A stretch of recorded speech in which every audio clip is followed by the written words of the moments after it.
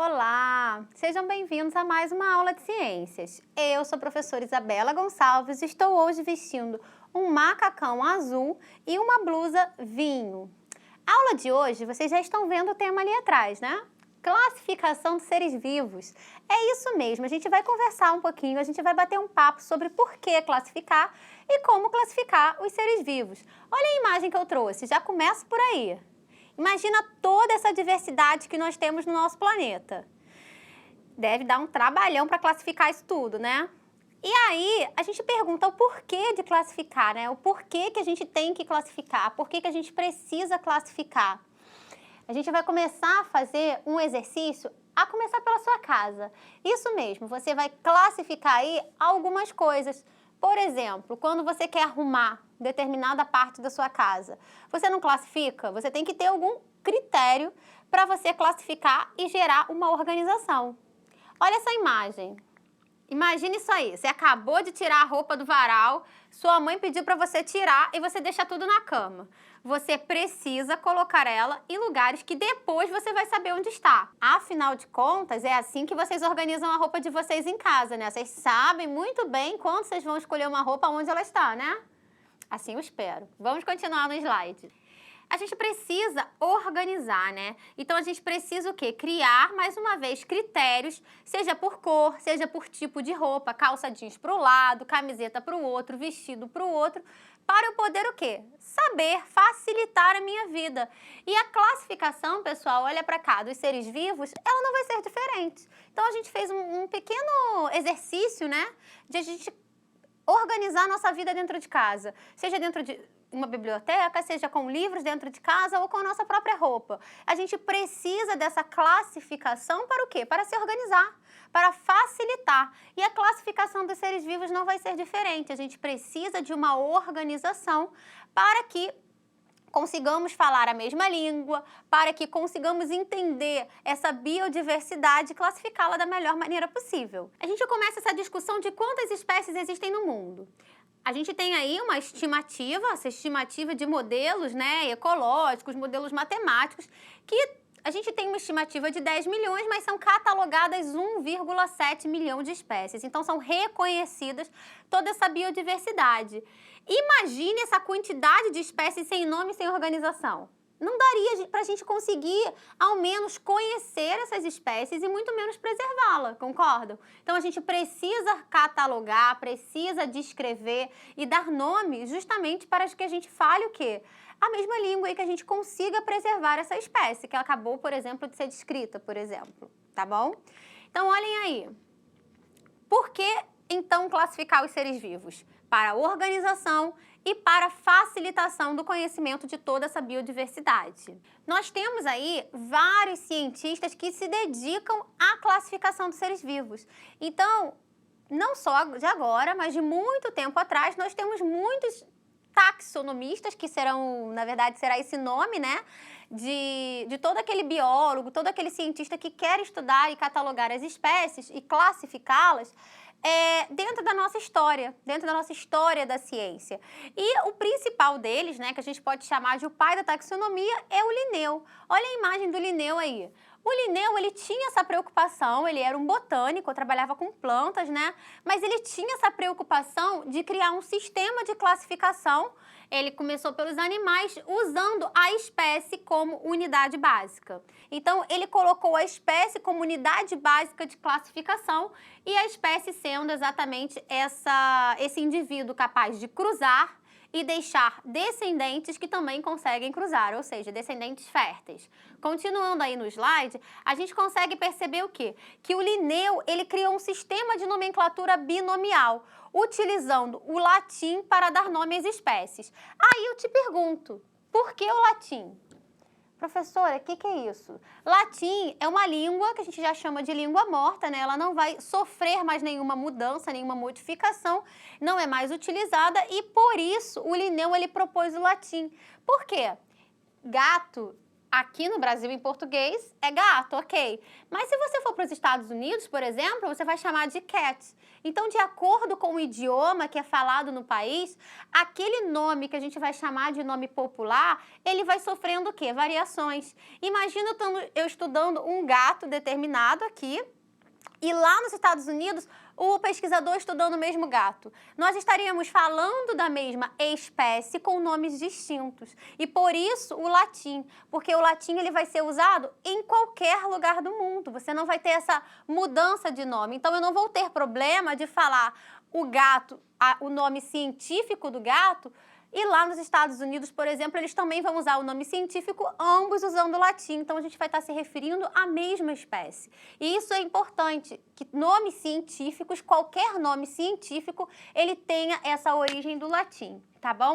E como é que vai se dar, né? Como é que é o nome científico? Por exemplo, o nome da espécie humana. Você tem a ideia como é que é o nome?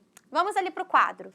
Então, pessoal, a gente vai ver um pouquinho de algumas regras que o próprio Linneu, ele propôs do sistema binomial de nomenclatura biológica. Como eu falei com vocês, o nome da espécie humana, por exemplo, nós temos aqui a espécie humana, homem, mas o nome científico, ele vai ser conhecido como Homo sapiens. Ah, professora, eu já sei que esse nome, essa palavra significa o quê? Do latim. Então, a origem desse nome é do latim, ok? E vai ter o seu significado. Todos os nomes científicos, eles vão ter, assim, um significado. Ou do local que a espécie foi descrita, ou até mesmo uma homenagem a um cientista. Então, sempre tem um significado, ok? E o que significa? Como a gente já está falando, o sistema binomial. Binomial, dois nomes. Então, o nome científico de uma espécie, ele será composto por dois nomes. O primeiro, ele vai ser referente ao gênero, e sempre deve ser escrito com a letra maiúscula. E o segundo, ele vai ser referente ao que a gente vai chamar de espécie. Então, nós vamos ver daqui a pouco que essas relações, a gente pode ter, na verdade, várias espécies do mesmo gênero. Então, o gênero e a espécie. Uma outra regra bem clara do sistema binomial, né, da nomenclatura, é o seguinte: todo nome científico ele deve ser escrito em itálico. Itálico, na verdade, é uma letra que é um pouco deitada. Quando não for possível, como é o caso aqui que eu estou escrevendo, né, quando a gente está escrevendo no caderno ou no quadro, ele deve ser sublinhado. Então, todo nome científico ele vai estar em itálico ou sublinhado. Então, essas são as principais regras, que o nome ele tem que vir composto por dois nomes, na verdade. O primeiro refere-se ao gênero, o segundo à espécie, e a gente tem o gênero com a letra maiúscula, a espécie com a letra minúscula e sempre em itálico ou sublinhado. Olhem outro exemplo que eu trouxe para vocês no slide. Então, a gente tem aqui 3 espécies. E dessas 3 espécies, eu vou ter os seus nomes científicos e os seus nomes populares. Então, eu tenho aí como nome popular o tigre, o leão, a onça. E é importante esse nome popular porque cada um aí vai ter nomes diferentes de acordo com a cultura de cada país. Agora, os nomes científicos, vocês percebem? Eles estão escritos em itálico, eles estão sendo compostos por 2 nomes e eles vão ter aí o quê?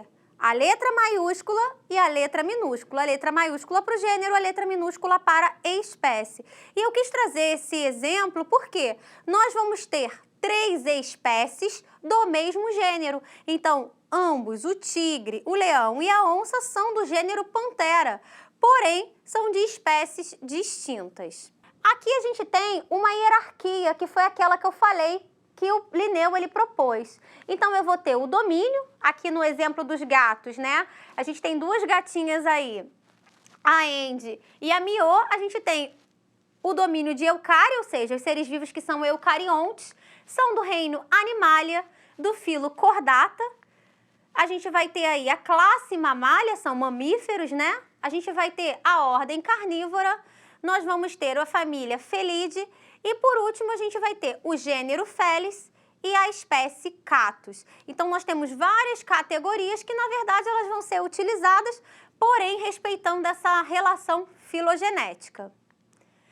E quanto mais próximo da espécie, maior o grau de parentesco entre elas, maior a semelhança. Agora, a gente vai falar um pouquinho sobre essa classificação. Como é que essa classificação, ela ocorre atualmente? A gente vai ver que, na verdade, todos os seres vivos, eles são classificados dentro de 3 domínios, que nós vamos chamar de bactéria, árquea e eucária. Desses 3 domínios, né, a gente vai ter aí as subdivisões. Essas subdivisões, que vocês conseguem perceber, vão ser divididas em 6 reinos. Só que essa nomenclatura, ela vai ser passada e vai ser mudada ao longo dos anos. Por quê? O Linneu, pessoal, ele na verdade tinha um sistema de classificação de hierarquia. Então a gente tinha ali o reino, o filo, a classe, sempre respeitando uma hierarquia que ainda hoje ela é utilizada. Porém, com o advento, com a chegada, né, de outras ferramentas e de novas propostas de classificação, a gente tem o que a gente chama de classificação filogenética. O que significa classificação filogenética? É a classificação que leva em conta todo o histórico evolutivo de uma espécie. Então, a gente vai ver, na verdade, uma relação de parentesco. A gente não vai ver mais uma categoria propriamente, mas sim as relações que essas espécies elas estabelecem com um ancestral comum. A gente vai ver aqui no quadro como eu vou representar uma classificação. Então, eu tenho aqui, olha,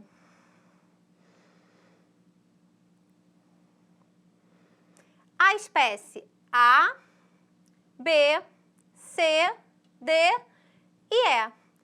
Todas essas espécies, elas vão surgindo em determinados momentos, que podem ser ao mesmo tempo, que podem ser em tempos diferentes. Porém, o mais importante aqui, pessoal, é o quê? É observar que essa relação, elas vão ter sempre o quê? Um grau de parentesco. Eu vou ter aqui o D e o E compartilhando o que a gente vai conhecer como ancestral, ou seja, um organismo do qual surgiu várias modificações que desencadeou na formação de 2 novas espécies. Então, eu vou ter aqui um ancestral comum a quem? A, B, C, D e E. Então, todas essas espécies, elas vão ter o mesmo ancestral comum. E à medida que elas forem passando pelo processo de evolução, eu vou ter aí o que nessa classificação? Uma relação de maior parentesco ou menor parentesco. O D e o E, eles são mais próximos filogeneticamente do que o E e o A, por exemplo, porque eles vão ter mais características, aqui no caso do D e o E, compartilhadas entre si. Olhem aí o slide. Então, eu tenho aí como os critérios de classificação, essa classificação filogenética, sendo aí os 3 domínios e ambos, né, todos esses 3 domínios, tendo ali em comum o quê? Um ancestral. Agora a gente vai ver as ferramentas utilizadas para classificar esses seres vivos. Como que os cientistas atualmente eles classificam? A gente tem aí características morfológicas e anatômicas de qualquer espécie. Quando eu falo qualquer espécie, eu falo bactérias, eu falo protozoários, algas, fungos, plantas, qualquer espécie pode ser identificada através de diferentes aspectos, diferentes critérios. E também a gente vai ter o quê? O surgimento da biologia molecular, que vai permitir reconhecer o código genético dessas espécies e melhorar ainda mais essas análises de parentesco. E para finalizar a aula de hoje, né, eu deixo esse convite, quem sabe você se encante e queira ser um taxonomista. E é muito legal porque a gente consegue ver essa imagem, né, de um biólogo na floresta e os insetos conversando, eles falam: não olhe agora, mas está chegando mais um biólogo, aqueles que colocam nomes esquisitos na gente. Então, a gente tem aí, ao não conhecer a biodiversidade, abrimos uma brecha para que as espécies ameaçadas de extinção, ainda sem identificação, não sejam nem sequer protegidas. E para finalizar, né, a gente tem aí uma outra importância. Sem conhecer novas espécies, perde-se um mundo em potencial de princípios, inclusive bioativos, para desenvolver medicamentos. Então, pessoal, a gente conseguiu ver um pouquinho da classificação biológica dos seres vivos, a sua importância e também quem sabe você se encante, né, por toda essa diversidade que é a taxonomia. Eu vou ficando por aqui e até a próxima. Tchau, tchau!